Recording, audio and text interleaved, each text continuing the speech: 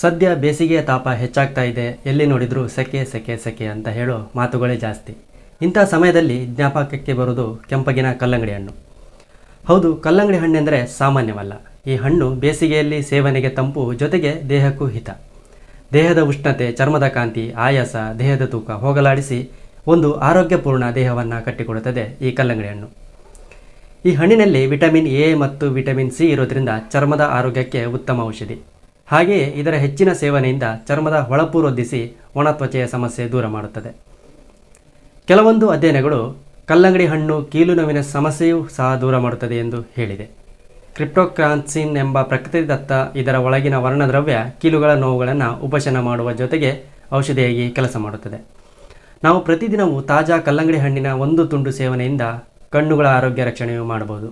ಈ ಹಣ್ಣಿನಲ್ಲಿ vitamin A ಅಂಶ ಇರುವುದರಿಂದ ಇದರ ಸೇವನೆ ಆರೋಗ್ಯಕ್ಕೆ ಒಳ್ಳೆಯದು. ನಿಮಗೆ ದಿನನಿತ್ಯ ಕಾಯಕದ ಜೊತೆಗೆ ವ್ಯಾಯಾಮ ಮಾಡುವ ಅಭ್ಯಾಸ ಇದ್ದರೆ ಈ ಹಣ್ಣನ್ನು ಬಳಸಿ. ಈ ಹಣ್ಣನ್ನು ಸೇವಿಸಿದರೆ ವ್ಯಾಯಾಮದ ನಂತರ ಬರುವ ಸ್ನಾಯು ಸೆಳೆತ ಅಥವಾ ನೋವು ಬರುವುದಿಲ್ಲ. ಇದರ ಸೇವನೆ ವ್ಯಾಯಾಮ ಆದ ನಂತರ ಮಾಡಿದರೆ ಒಳ್ಳೆಯದು. ಈ ಹಣ್ಣಿನಲ್ಲಿ 92% ನೀರಿನಂಶ ಇರುವುದರಿಂದ ದೇಹದ ನಿರ್ಜಲೀಕರಣವನ್ನು ಹೋಗಲಾಡಿಸುತ್ತೆ. ಅದೇ ರೀತಿ ಈ ಹಣ್ಣು ಜೀರ್ಣಕ್ರಿಯೆಯಲ್ಲಿ ಸಹ ಉತ್ತಮ ಪಾತ್ರವನ್ನು ವಹಿಸುತ್ತದೆ. ಧನ್ಯವಾದ.